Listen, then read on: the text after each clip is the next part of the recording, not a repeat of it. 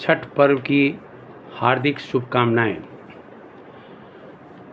ओम सूर्यदेवो सहस्रांशो तेजो राशे जगत्पते अनुकंपम्या भक्त्यं गुणाद्र दिवाकर। ओम सूर्याय नमः आदित्याय नमः भास्कराय नमः। छठ महापर्व प्रत्यक्ष देव भगवान सूर्य की उपासना का पर्व है। अनादिकाल से यह पर्व मगध क्षेत्र बिहार का एक लोक पर्व के रूप में मनाया जाता रहा है। बिहार के अलावे यह महान पर्व उत्तर प्रदेश के पूर्वी क्षेत्र बलिया, बनारस, गाजीपुर और आजमगढ़ में तथा झारखंड के 24 जिलों में, इसके साथ साथ बंगाल के आसनसोल, वीरभूम तथा झारखंड से सटे सीमावर्ती क्षेत्रों में धूमधाम से मनाया जाता है। अब तो दुनिया के 195 देशों में भी यह पर्व बड़ी प्रेम से धूमधाम से मनाया जाता है। बिरले ही ऐसा कोई घर होगा जहां यह पर्व नहीं होता हो। यह पर्व शुद्धता एवं पवित्रता का प्रतीक है। यह पर्व जात पात, धर्म परंपरा, ऊंच नीच एवं छुआछूतों ऐसी दकियानूसी परंपराओं से हटकर बहुत ऊपर है। लोग प्रसाद मांगकर खाने में गर्व का अनुभव करते हैं। इसे वर्ष में 2 बार मनाने की परंपरा है। एक चैत्र मास के शुक्ल पक्ष में, जिसे हम चैती छठ कहते हैं। दूसरा कार्तिक मास के शुक्ल पक्ष में, जिसे कार्तिकी छठ कहते हैं। कहीं कहीं इसे डाला छठ भी कहा जाता है। आज का यह पावन दिन इसी छठ का दिन चल रहा है। इसलिए आप लोगों को कोटि कोटि धन्यवाद और प्रणाम मेरा स्वीकारें। अभी हम बताने जा रहे हैं कि छठ क्यों शुरू हुआ, कैसे शुरू हुआ और इसका प्रकृति से, ब्रह्मांड से क्या ताल्लुकात हैं। मान्यताओं के अनुसार छठ करने से असाध्य रोगों से मुक्ति, संतति की प्राप्ति, पारिवारिक एवं शारीरिक सुख शांति, धन्य धान्य की प्राप्ति तथा कठिनाइयों एवं समस्याओं से मुक्ति मिलती है। इस व्रत का संबंध पौराणिक काल से ही लोक जीवन से जुड़ा हुआ रहा है। ऐसी मान्यता है और वेद पुराण का कथन है कि आसुरी शक्तियों को पराजित करने के लिए देवताओं ने सेना नायक के रूप में शिव पार्वती के कनिष्ठ पुत्र कार्तिकेय को चुना। माता पार्वती सेना प्रस्थान के पश्चात गंगा जी के तट पर पुत्र एवं सेना के मंगल कामना हेतु अस्ताचलगामी सूर्य को अर्घ्य देकर पूजन किया था तथा निर्जला व्रत धारण किया था। उन्होंने सूर्यदेव के समक्ष संकल्प लिया, यदि मेरा पुत्र विजयी होकर सकुशल घर लौटकर आ जाएगा तब मैं पुनः आपकी पूजा विधिवत अर्घ्य देकर करूँगी और अपना निर्जला व्रत तोड़ूंगी। कार्तिकेय शीघ्र ही असुरों को पराजित कर लौटे। संकल्प के अनुसार माता पार्वती ने पूरी निष्ठा से सूर्य देवता का यह महान व्रत रखकर पूजन किया एवं प्रातःकाल उदयाचल सूर्य को अर्घ्य जल एवं दूध प्रदान कर अपना व्रत तोड़ा। ऐसी मान्यता है कि माता पार्वती ने यह व्रत बिहार पटना के गंगा तट पर किया था। इसलिए मुख्यतः यह पर्व बिहार में मनाने की परंपरा है। गीतों में भी इसकी चर्चा यूं है, पटना के घाट पर उगहूँ सूरज देव, हम न जाएब दूसर घाट, हे कमले छठ मैया। यही कारण है कि पटना में छठ का महत्व बहुत ही ज़्यादा है और लोग विश्वास करते हैं, जहाँ भी दुनिया में रहते हैं लोग आते हैं और पटना आकर अपने छठ पर्व को, व्रत को पूर्ण करते हैं। भविष्य पुराण के अनुसार एक और कथा है जिसमें भगवान श्री कृष्ण की एक पत्नी जामवंती थी, जिससे एक पुत्र सांब हुआ। वह श्री कृष्ण की तरह अति रूपवान, तेजस्वी और ओजस्वी था। उसके रूप को देखकर लोग मंत्रमुग्ध हो जाते थे। सांब को अपनी सुंदरता पर बहुत गर्व हो गया था। गर्व में चूर एक बार सांब भगवान नारद का उपहास कर बैठा। कुपित हो नारद श्री कृष्ण के पास गए और एक पहाड़ की चोटी से सांब को गोपियों संग जल विहार करते दिखाया।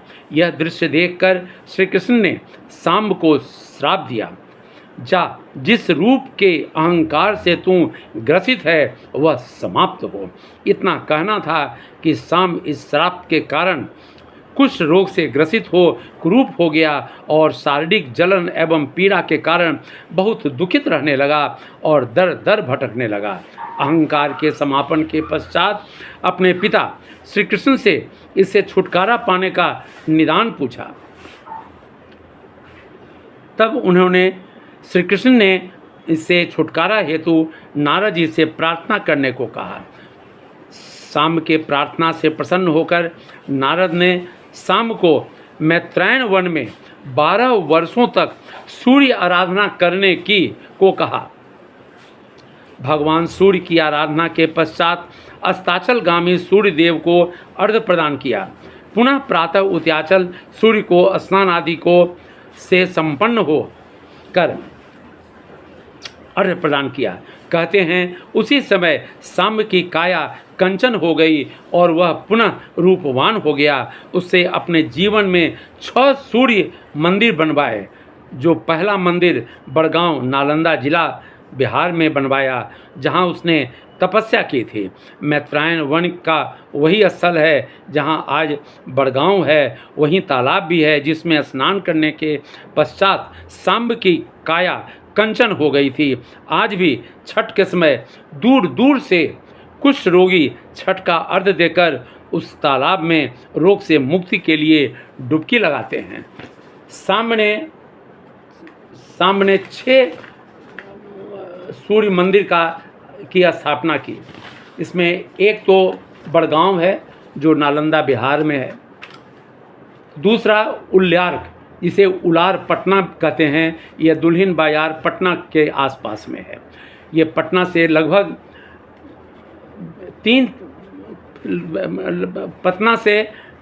50 किलोमीटर की दूरी पर लगभग ये सूर्य मंदिर विराजमान है। पुण्यार्क पंडारक बाढ़ पटना बिहार, यह पटना के बाढ़ अनुमंडल से 10 किलोमीटर पूर्व में अवस्थित है, जिसमें 7 घोड़ों के रथ पर भगवान भास्कर विराजमान है। मूर्ति के ऊपर गंधर्व है। चौथा हुआ ओंगारी नालंदा बिहार। यह मंदिर नालंदा जिला के एकंगर सराय के निकट ओंगारी गांव में अवस्थित है। भगवान सूर्य 12 राशियों के प्रतीक 12 जगह विराजमान है। पांचवा है मुल्तान पाकिस्तान। इस महान मंदिर की चर्चा सांब पुराण में उद्धत है। छठा हो गया कोणार्क। सांब ने इस मंदिर में कोणादित्य के नाम से सूर्य प्रतिमा स्थापित की थी। पुराणों में इसी नाम से यह चर्चित है। यह जगन्नाथपुरी से 20 मील उत्तर पूर्व समुद्र तट पर अवस्थित है। यह मंदिर कई बार तोड़फोड़ का शिकार हुआ। इस मंदिर के वर्तमान स्वरूप का निर्माण सम्राट नरसिंह देव प्रथम 1238 से 1267 ईस्वी के शासनकाल में किया था।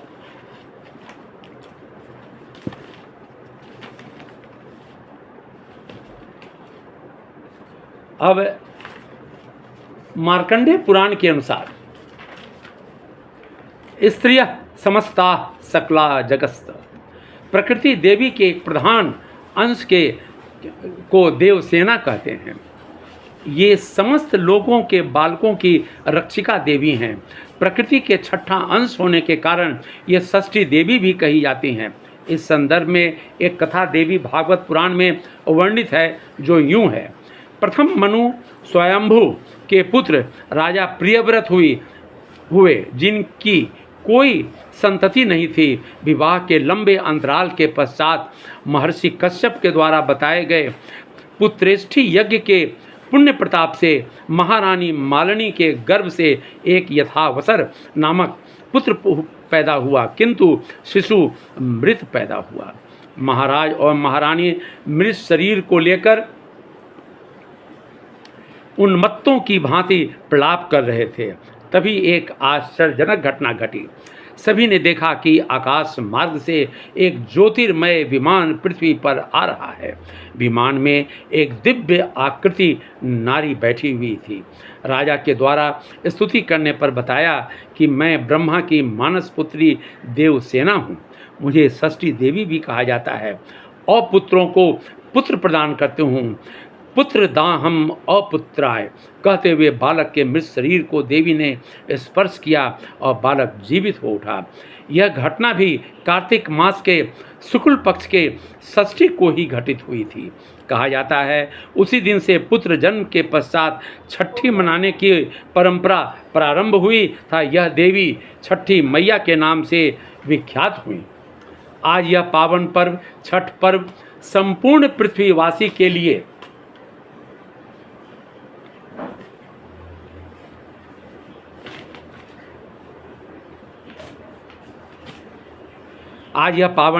छठ पर्व संपूर्ण पृथ्वीवासी के लिए अभूतपूर्व दिवस है। वेद और पुराणों के अनुसार हिरण्यगर्भ का चमकता गोला अपनी धुरी पर तेजी से घूम रहा था। ओंकार के महाविस्फोट के साथ यह कण कण में विभाजित हो गया। कण फूलते गए था। यही सारे कण ग्रह नक्षत्र तारों में परिणत होते गए। इसी क्रम में अपना यह सौर मंडल भी तैयार हो गया, परंतु सूर्य देव का प्राकट्य नहीं हुआ था। अंधेरा दिन, अंधेरी रात, तमस, पूर्ण अंधेरा। शास्त्रों के अनुसार वह रात्रि का समय कार्तिक कृष्ण पक्ष की अमावस्या की रात्रि थी। दूसरे दिन भगवान भास्कर का प्राकट्य हुआ, जो कार्तिक शुक्ल पक्ष की प्रतिपदा तिथि थी। प्राकट्य दिवस के छठे दिन माता देवसेना छठी मैया की आराधना तथा पूजन प्रारंभ किया गया, जिससे सूर्यदेव इस वसुंधरा को सदा सर्वदा आलोकित करते रहे। छठ व्रत की एक कथा कार्तिकेय के जन्म से भी जुड़ी हुई है। कहा जाता है गंगा के एक स्कंधाकार बालक को जन्म दिया था, जिसे उन्होंने सरकंडे के वन में रखा था। उस वन में 6 कृतिकाएँ निवास करती थी, जिन्होंने उस बालक का लालन पालन किया। 6 कृत्याएँ 6 माताएं कहलाईं, इसलिए उन्हें षष्ठ माता भी कहा जाता है। बालक कृतिकाओं से पलने के कारण कार्तिकेय कहलाए। यह घटना जिस माह में घटित हुई उसे कार्तिक मास कहा जाने लगा। प्राचीन काल में से ही यह पर्व स्कंद षष्ठी के नाम से विख्यात हुआ। यह पर्व 4 दिनों का होता है। चैत और कार्तिक मास के शुक्ल पक्ष में चतुर्थी से प्रारंभ हो सप्तमी की सुबह पारण के साथ संपन्न होता है। चैत्र तथा कार्तिक में इस पर्व का अलग अलग कारण बताए गए होने के कारण बताए गए हैं। कार्तिक मास में पूर्ण रूपेण इस धरा को अपनी ऊर्जा प्रदान नहीं कर पा रहे थे, परंतु चैत्र मास में सूर्यदेव अपनी चरम पर आकर इस भूमंडल को ऊर्जावान बना कर दिया। इसी कारण यह व्रत चैत्र मास के शुक्ल पक्ष की षष्ठी तिथि को भी करने की परंपरा चल पड़ी है। चतुर्थी को व्रती स्नान ध्यान कर अरवा चावल और कद्दू से बने विभिन्न व्यंजन शुद्ध एवं सात्विकता से बनाकर अपने भी ग्रहण करते हैं और परिवार जन को भी प्रदान करते हैं, इसलिए इसे कद्दू भात या नहाय खाए कहते हैं। पंचमी को खरना या लोहंडा कहा जाता है। व्रती निर्जला रहकर गुड़ की खीर, जिसे रसिया भी कहा जाता है, पूर्व काल में गन्ने के रस से खीर बनाई जाती थी, इसलिए इसका नाम रसिया भी पड़ा। रोटी बनाकर सायंकाल गायत्री मन से हवन कर ग्रहण करती हैं। तत्पश्चात प्रसाद स्वरूप सारे जन को ग्रहण कराती हैं और अपने भी प्रसाद ग्रहण करती हैं। षष्ठी के दिन निर्जला रहकर ठेकुआ बनाती हैं, जिसे पकवान भी कहते हैं। बहुत ही शुद्ध एवं पवित्र ढंग से गेहूँ पिसाकर उसे लाया जाता है तथा आटे से उसका निर्माण किया जाता है। संध्या काल में अस्ताचल सूर्य देव को ऋतु फल एवं ठेकुआ से अर्घ देकर पुनः निर्जला ही रहना होता है। सप्तमी की सुबह उदयाचल सूर्य देव को अर्घ प्रदान कर व्रती पारण करते हैं। इन 4 दिनों तक सारा वातावरण छठमय हो जाता है। छठ के गीतों से पूरा राज्य, पूरा देश, पूरा विश्व गुंजायमान रहता है। जिधर जाइए उधर ही यही सुनाई पड़ता है। केरवा जे फरेला घउद से, ओह पर सुगा मेरी राय। ऊजे खबरी जनैबो आदित्य से, सुगा दिले जूठी आय। ऊजे मार बोरे सुगवा धनुख से, सुगा गिरे मोरु छाय। ऊजे सुगनी जे रोएला भवियोग से, आदित्य होई ना सहाय, देव होई ना सहाय। इस प्रकार क्या मानव, क्या जीव, क्या जंतु, क्या पक्षीगण अनादिकाल से आज तक भगवान भास्कर की कामना पूर्ण करते आए हैं और करते रहेंगे। इसी भाव से यह व्रत किया जाता है और करता रहा जाएगा। बिहार में भी 24 सूर्य मंदिर अभी तक देखे गए हैं। एक तो उलार, दूसरा मधुश्रवा सूर्य मंदिर मधुश्रवा, यह अरवल में है। सूर्य मंदिर गया, जो दिव्य गंगा के विष्णु मंदिर से आधा मील उत्तर फल्गु के किनारे है। सूर्य मंदिर जिसे पुनारक भी कहा जाता है। सूर्य मंदिर बेलाउर भोजपुर जिला के उद्वंत नगर में मौजूद है। सूर्य मंदिर देव औरंगाबाद जिला के मुख्यालय से 18 किलोमीटर दूर देव नामक स्थान में स्थित है। यह पश्चिम मुखी मंदिर है। पत्थरों का बना यह मंदिर भगवान विश्वकर्मा द्वारा एक रात में बनाया गया था। सूर्य मंदिर औंगारी नालंदा जिला के एकंगरसराय में है। सूर्य मंदिर बड़गांव जो नालंदा जिला में है। आज उसी मैत्रायण वन कि जहाँ था वहीं पर नालंदा विश्वविद्यालय की स्थापना हुई थी और आज वही नालंदा जिला में अवस्थित है। सूर्य मंदिर बिंदु धाम प्राचीन बिहार और आज के झारखंड के साहेबगंज जिला के राजमहल अनुमंडल में यह है अवस्थित है।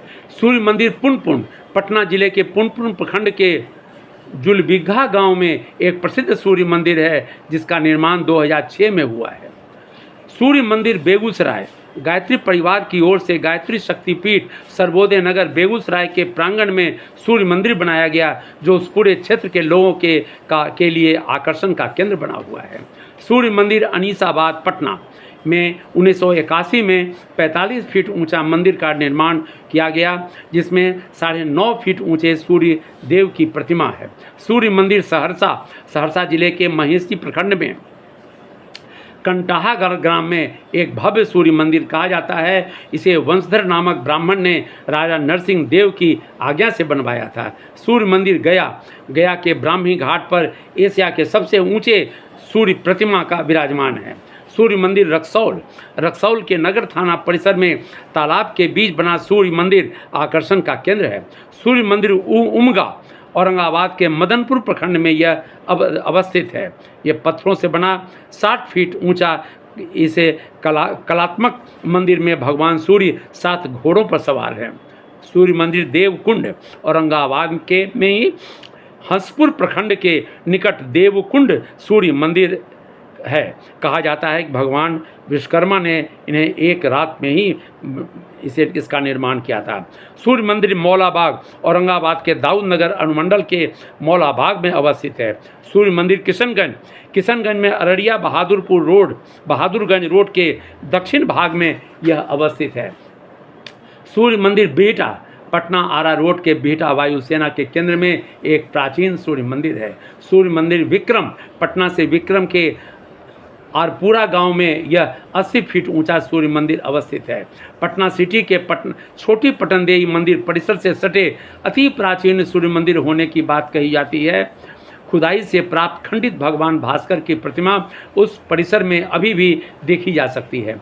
पटना सिटी के हीरानंद शाह लेन में एक प्राचीन बाल कृष्ण मंदिर से सटे सूर्य भगवान का भव्य मंदिर है। पटना सिटी में ही चौक जहानिया महादेव के एक सूर्य मंदिर की प्रतिमा स्थापित है। नालंदा जिला अंतर्गत निम्नलिखित स्थानों पर सूर्य का मंदिर अवस्थित है। इस्लामपुर में के आजमा गांव में, इस्लामपुर में ही बेले गांव पे, एकंगरसराय के ओप ग्राम में, एकंगरसराय के तेरहारा ग्राम में, अस्थामा प्रखंड के जीवर गांव में, हरनौत के चेरो ग्राम में, हरनौत के ही हिलसी बाजार में, बिहार शरीफ के निकट सोसराय में एक सूर्य मंदिर है। अभी तक की प्राप्त जानकारी के अनुसार बिहार में 32 सूर्य मंदिर हैं। सारे सूर्य मंदिरों पर छठ पर्व बहुत ही धूमधाम से और शानदार रूप से मनाया जाता है। आज यह प्रकृति की पूजा, ब्रह्मांड की पूजा, भगवान सूर्य की पूजा, जिनके सौजन्य से, जिनके कारण आज ये धराधाम हरितमा है, संवर्धन जहाँ होता है, ये पूरी जीव जंतु कीट पतंग पेड़ पौधे मानव अति विशिष्ट लोग, सारे लोग इसी सूर्य देव के कारण आज जीवित हैं। ऐसे सूर्य देव को मेरा कोटि कोटि प्रणाम है। छठ पर्व की हार्दिक शुभकामनाएं। पुनः पुनः पुनः पुनः। ओम शांति शांति शांति।